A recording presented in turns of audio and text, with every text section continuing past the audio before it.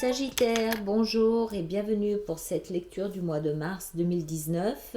Je vous prie d'excuser ma voix, ce sont les joies de l'hiver.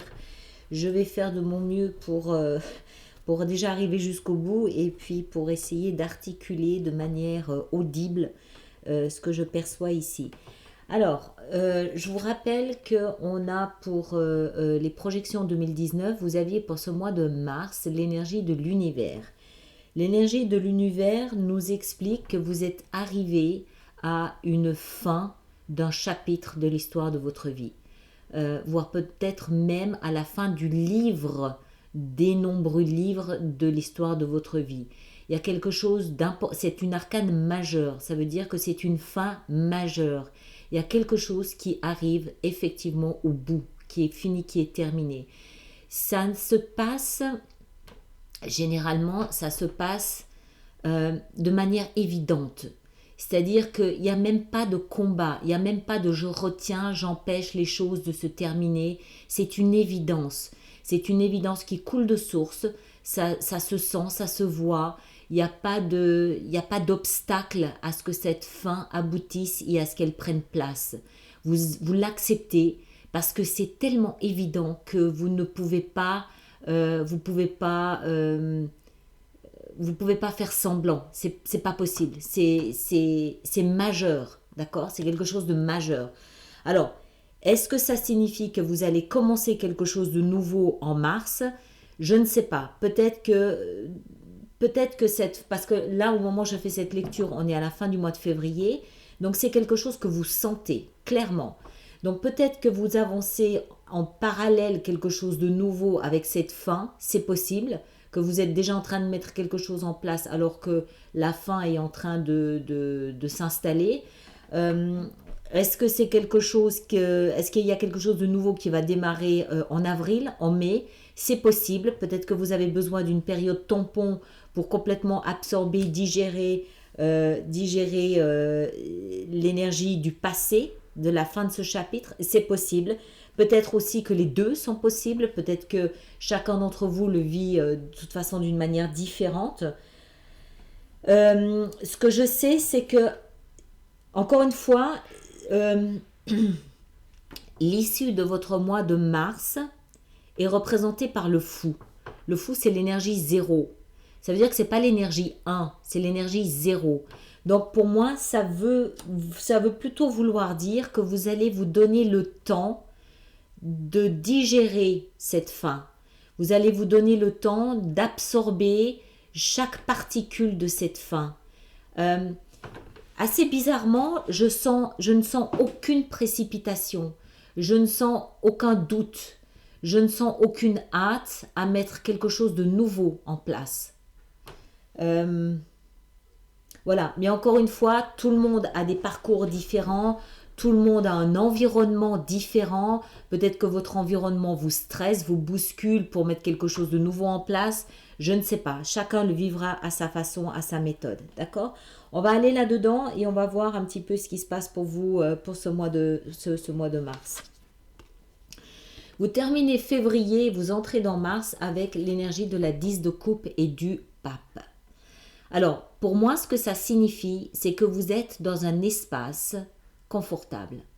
Vous êtes dans un espace de sérénité, de calme intérieur, de plénitude. Vous êtes en phase avec vous-même, vous êtes bien, vous êtes serein, vous êtes juste bien. C'est un peu comme si vous étiez en suspension dans quelque chose de cotonneux, de très doux, de très moelleux. Vous ne vous sentez pas en danger, vous ne vous sentez pas menacé, vous ne vous sentez pas stressé, vous ne vous sentez pas bousculé, vous êtes bien, juste bien. La 10 de coupe, c'est l'énergie de l'apothéose émotionnelle, de la plénitude émotionnelle, de l'accomplissement émotionnel. Le pape, c'est l'institution, c'est quelque chose de solide, quelque chose qui a du pouvoir, quelque chose d'ancré, quelque chose d'immuable. C'est aussi la foi, d'accord? C'est aussi une confiance, c'est aussi le destin, c'est la confiance et la foi en quelque chose d'invisible. Et les deux ensemble, pour moi, c'est ça. Vous êtes là dans un espace où vous avez juste confiance en vous, vous avez confiance en la vie, vous êtes dans un espace de bien-être et de confort absolu. C'est un peu comme si vous pouviez, c'est un peu comme si vous pouviez rester dans cet espace pendant des années. D'accord ? Je ne ressens aucun danger. Aucun. Ensuite, bizarrement, ce que vous voulez le plus, c'est la 3 d'épée. La 3 d'épée, c'est une énergie très douloureuse. C'est une énergie de cœur brisé. C'est une énergie de chagrin, de souffrance. Pas nécessairement liée à une vie sentimentale. Ça peut être une blessure de rejet, une blessure d'abandon, une blessure d'injustice. Ça peut être n'importe quoi. C'est une blessure que vous portez au fond de vous, peut-être depuis la nuit des temps, peut-être depuis votre enfance. Voilà, il y a une blessure dans votre cœur, une blessure fondamentale, d'accord ? Vous ne souhaitez pas qu'elle soit réanimée, c'est évident. Donc quand je dis c'est ce que vous souhaitez le plus, ce que je comprends par là, c'est que c'est quelque chose que vous souhaitez maintenant guérir. C'est quelque chose que vous souhaitez voir soulagé. Et c'est quelque chose que visiblement, je pense, vous êtes en phase de pouvoir guérir parce que vous avez l'énergie de l'univers, du monde qui nous parle de fin, d'une fin majeure. C'est comme si vous portiez, je ne sais pas, la blessure de l'abandon d'une manière très puissante, très forte, et que vous avez là aujourd'hui la force, l'énergie, la capacité de résoudre cette blessure fondamentale. Et aussi parce que vous êtes dans cette phase ici un petit peu de, on peut dire de béatitude d'une certaine façon. Il y a un peu de béatitude là-dedans. Étant thérapeute, je suis persuadée que les blessures qu'on porte, on porte tous des blessures, tout le monde, sans exception. Les blessures qu'on porte ont la capacité, à un moment ou à un autre, à être guéries, je dis bien guéries et non soignées, guéries, lorsque on est prêt, lorsque l'occasion, l'opportunité se présente, et qu'à ce moment-là, des forces, l'univers, la vie, vous donnez le nom que vous voulez à ces forces, nous aident, nous soutient à soigner, à guérir ces blessures définitivement. Vous en avez deux. Vous avez l'univers, la fin, c'est la fin d'un chapitre de l'histoire de votre vie. Il est temps de lâcher ça. Il est temps de tourner la page sur une blessure fondamentale. Et vous avez cette espèce de béatitude là, comme une espèce d'anesthésie, de bien-être, de confort un peu niais, sans pour autant que ce soit péjoratif, c'est pas ça, mais c'est comme si vous étiez anesthésié dans une espèce de bonheur cotonneux. Voilà, c'est un peu ça. Et ça vous donne la possibilité de soigner, de guérir cette blessure fondamentale que vous portez en vous. D'accord ? Qu'est-ce qui peut vous aider à ça ? Le roi de denier. Alors, il y a plusieurs lectures à ce roi de denier. Dans un premier temps, ça peut être un personnage. Si c'est un personnage, ça peut être un homme ou une femme d'un signe de terre, taureau, vierge ou capricorne. Le fait que ce soit un roi nous indique que cette personne a atteint une forme de maîtrise de ses compétences, de ses talents, de ses caractéristiques. Maintenant, si ce n'est pas un personnage central dans l'histoire de votre mois de mars, c'est vous qui prenez cette énergie. C'est une énergie, le denier, de bâtisseur. C'est celui qui bâtit les églises. C'est celui qui bâtit sur la foi.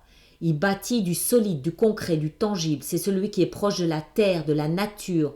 C'est aussi celui ou celle, évidemment, un homme ou femme, qui est proche de ce qui a de la valeur. Son patrimoine, bien sûr, l'argent, bien sûr, mais aussi la considération qu'il ou qu'elle a de sa propre valeur. Ce qui s'inscrit complètement dans cette guérison. En prenant conscience de la valeur que vous vous octroyez, de la valeur que vous avez à vos yeux et de l'image de votre valeur que vous renvoyez aux autres, vous pouvez peut-être définitivement vous soigner, vous guérir d'une blessure fondamentale. D'accord? Quel sera votre défi, votre challenge dans ce travail ce mois de mars? Curieusement, la 2 de coupe. Alors, la 2 de coupe, c'est la carte, c'est l'énergie de l'amour. C'est l'amour qu'on a pour une personne, c'est l'amour qu'on reçoit d'une personne, c'est le même niveau émotionnel entre deux personnes. Je t'aime, moi aussi je t'aime. Alors, ça peut être interprété ici aussi de deux façons. Pour moi, c'est dans la position du défi, d'accord? Donc, ce qui veut dire que vous allez peut-être devoir vous détacher de quelqu'un que vous aimez et qui vous aime pour pouvoir accéder à cette blessure. Peut-être que la personne qui vous aime de tout son cœur et sincèrement est toujours en train de vous porter à bout de bras pour cette blessure. Peut-être que la personne qui vous aime est en permanence en train de vous rassurer sur votre valeur, sur cette blessure, si elle est d'abandon, d'injustice, de trahison, de maltraitance, de peu importe laquelle c'est. Peut-être que l'élu de votre cœur est en permanence en train de vous rassurer, de vous protéger, de vous soigner par des mots doux et amoureux de cette blessure. Et que pour accéder à cette blessure, vous devez vous éloigner de cette personne. Pas parce que vous ne l'aimez pas parce que son amour n'a pas de valeur, mais parce que c'est le genre de travail qu'on ne peut faire que seul. Il faut être dans cette souffrance pour pouvoir la soigner.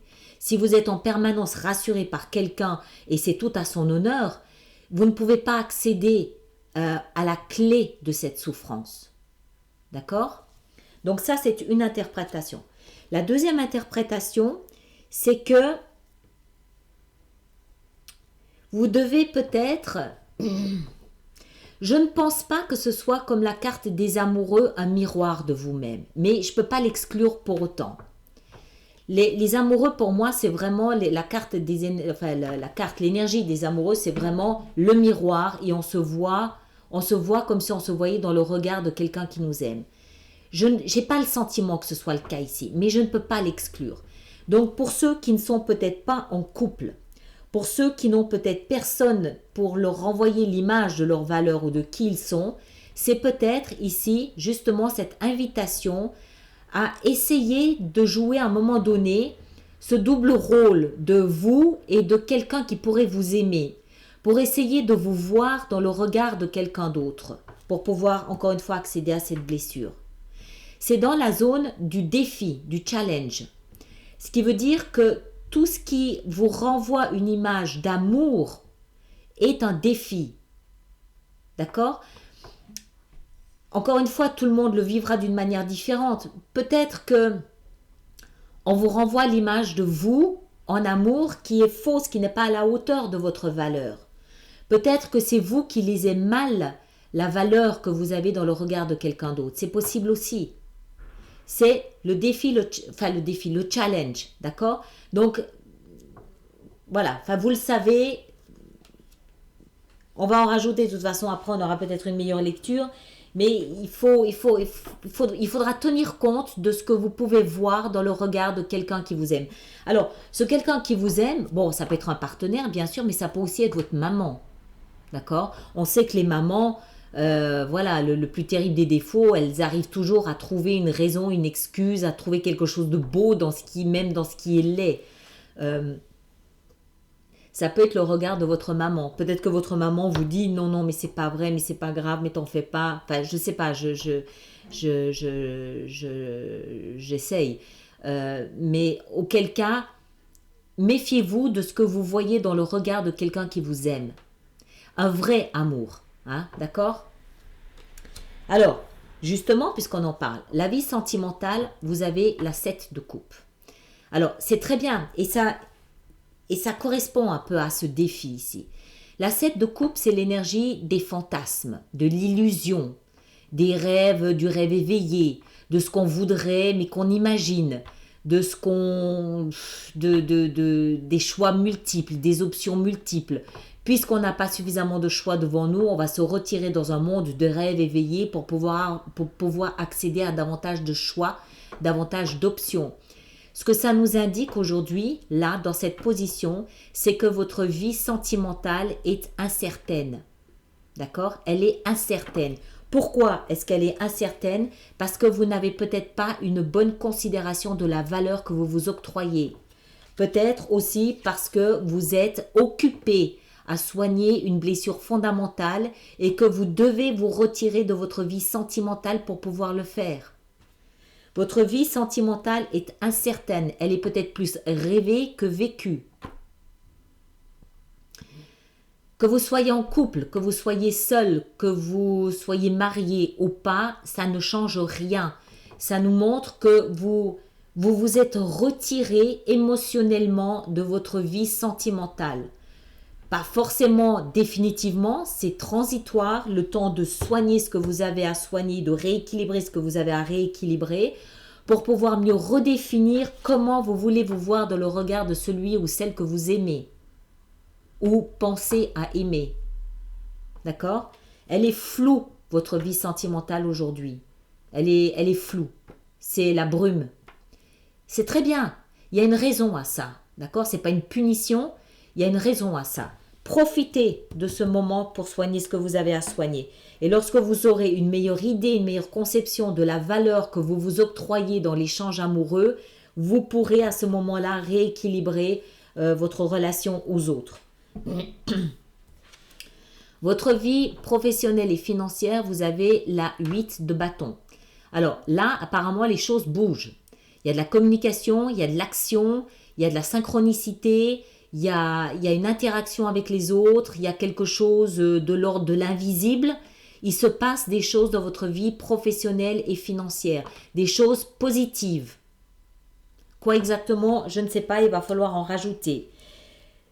Pour ma part, cette énergie de l'univers, cette fin de l'histoire, cette fin d'un chapitre de l'histoire de votre vie, en ce qui me concerne, je ne pense pas que ce soit votre vie sentimentale ni votre vie professionnelle.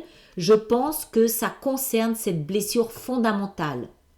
Cette blessure fondamentale, une fois qu'elle est soignée, elle aura automatiquement des répercussions sur votre vie sentimentale, mais aussi sur votre vie professionnelle. Quelqu'un qui a une meilleure opinion de la valeur qu'il a de lui-même, quelqu'un qui sait la valeur de ses talents, qui sait la valeur de ses compétences, quelqu'un qui sait que même s'il a été abandonné à sa naissance dans un orphelinat, ça n'empêche que c'est quelqu'un qui a une valeur humaine, une valeur émotionnelle. Le jour où il est conscient de cette valeur dans sa chair, le jour où il s'aime à sa juste valeur, à sa juste considération, sans tenir compte du mépris qu'on aurait pu avoir pour lui jusque-là, c'est quelqu'un qui automatiquement va teinter sa vie sentimentale et sa vie professionnelle d'une lumière nouvelle, d'une considération nouvelle, d'une valeur nouvelle. Quelqu'un qui s'estime ne se laissera jamais diminuer par quelqu'un qui ne l'estime pas. Quelqu'un qui s'estime, il s'impose naturellement. Il impose le respect rien que parce qu'il s'estime lui-même. Et c'est ce travail-là qui vous est demandé de faire. Et c'est là où la fin d'un chapitre de l'histoire de votre vie intervient. Donc, la vie sentimentale, la vie professionnelle, pour vous, elle est secondaire pour ce mois de mars. C'est ma lecture. Votre vie spirituelle, votre conscience de vous-même, votre développement intérieur, vous lui donnez le nom que vous voulez, ça revient au même. Vous avez l'énergie de l'empereur. Alors, là encore une fois, on a deux interprétations possibles. L'empereur a ce côté extrêmement autoritaire, assertif. Il est naturellement autoritaire. C'est sa fonction, il est éduqué pour ça, il a grandi dans cet esprit d'un jour régner sur un peuple, de décider pour ce peuple.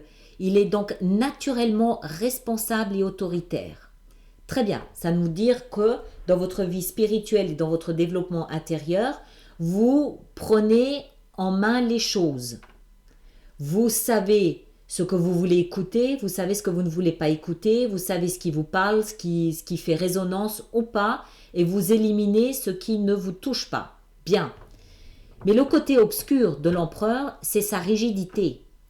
Il est destiné à s'asseoir sur ce trône généralement toute sa vie. Il ne peut pas en bouger. Il y a une forme de rigidité là-dedans. Il y a une forme de stagnation, de marbre. Donc si vous avez une croyance qui est à l'image de l'empereur, infaillible comme le marbre, froide et dure et lourde comme le marbre, ça va être difficile de vous faire changer de point de vue. Donc soyez conscient de ce double aspect de l'empereur. Il peut être positif, mais ne vous laissez pas piéger par sa rigidité. D'accord? Restez souple et ouvert pour laisser d'autres choses venir. Ça, c'est un travail émotionnel. C'est un travail qui généralement... Comment est-ce qu'il faut que je dise ça? C'est un travail qui touche les émotions. Donc, il y a forcément des larmes qui sont là. Il y a forcément un contact avec de la souffrance à un moment ou à un autre. Et c'est là où l'empereur peut vous être utile. D'accord? Je vais jusqu'au bout. Je ne fléchis pas, je ne lâche pas, je vais jusqu'au bout parce que c'est utile. Oui. Mais d'un autre côté, cette béatitude, cette douceur, cette valorisation, c'est quelque chose qui doit entrer en vous. Donc ne fermez pas la porte à coups de marbre. Soyez suffisamment hermétique ou étanche pour laisser des énergies extérieures venir jusqu'à votre cœur. Parce qu'une fois qu'on a soigné, qu'on a guéri ça, c'est bien. Mais après, il faut ouvrir encore un petit peu pour pouvoir goûter à des émotions qu'on n'a pas pu goûter jusqu'à aujourd'hui. Pour toucher des émotions qu'on s'est interdit de vivre jusqu'à aujourd'hui. D'accord? Il faut y aller doucement, je suis d'accord, mais soyez vigilants à ça. Ne fermez pas votre conscience, aux courants qui peuvent venir de l'extérieur. Ce serait dommage.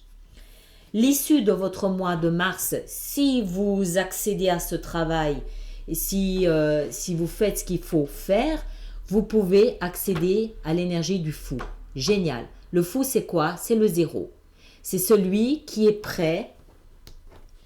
C'est celui qui est prêt à commencer qui se prépare à commencer quelque chose de nouveau. Il n'a pas encore commencé. Il se prépare à commencer quelque chose de nouveau. D'accord? C'est celui qui a foi, c'est celui qui y croit, c'est celui qui ne doute pas, c'est celui qui, au fond de lui, il y a toujours un seul... Je ne sais pas si vous avez déjà eu l'occasion de rencontrer des personnes saines d'esprit, comme on dit.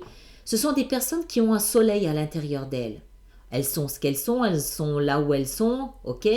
Mais elles ont une espèce de soleil à l'intérieur d'elles. Elles sont toujours optimistes. Il fait toujours beau. On est fou, on ne sait pas, il fait beau. D'accord? Il a pour compagnon, il est seul généralement, mais c'est encore une fois, c'est un parcours, c'est un chemin qu'on ne peut faire que seul, ça. Et puis, le dessous du paquet était la roue de fortune, ce qui est normal. Hein, quand on arrive à la fin d'un chapitre de l'histoire de sa vie, le destin s'en mêle. Vous n'êtes pas seul là-dedans. Je vous l'ai dit au début, je le répète, vous n'êtes pas seul là-dedans. C'est comme si la vie avait décidé que, ok, maintenant vous êtes prêt à soigner ça. Il y a ce qu'il faut en termes d'énergie planétaire, de vous, de votre environnement, il y a ce qu'il faut. Vous êtes mûr, vous êtes prêt, c'est le moment. Maintenant, il faut retrousser ses manches et plonger les mains dedans. Il faut le faire, ça ne va pas se faire tout seul. Vous devez le faire. Il faut y aller à la rencontre de cette souffrance, de cette blessure fondamentale. Elle ne va pas venir à vous. C'est à vous de retrousser vos manches et de mettre les mains dedans pour avoir une meilleure idée de votre valeur. Non seulement avoir une meilleure idée, mais l'afficher là dehors comme un roi.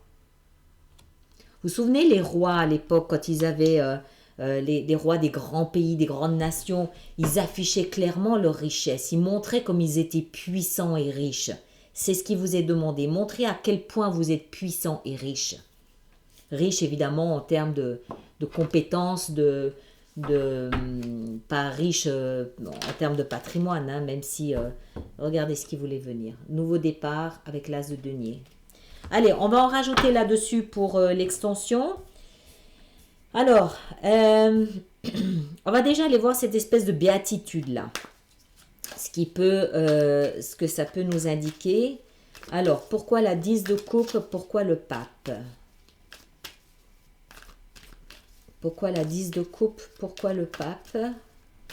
Qu'est-ce qui vient avec ça? Il y vient. La 6. Vous partez dans l'échange et l'équilibre.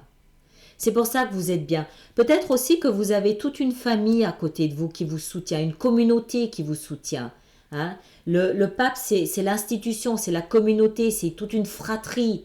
C'est peut-être aussi parce que voilà, vous vous sentez soutenu et aidé que vous pouvez vous permettre de faire ce travail. Mais là, clairement, vous n'êtes pas seul. Vous n'êtes pas seul. D'accord? On va aller voir cette 3 d'épée. Quel genre de travail il s'agit? De la 7 de denier. On va en mettre encore une. La 7 de denier avec l'as de denier. Excellent, excellent, excellent. Tout ça, ce sont des deniers. D'accord? Tout ça touche à la valeur.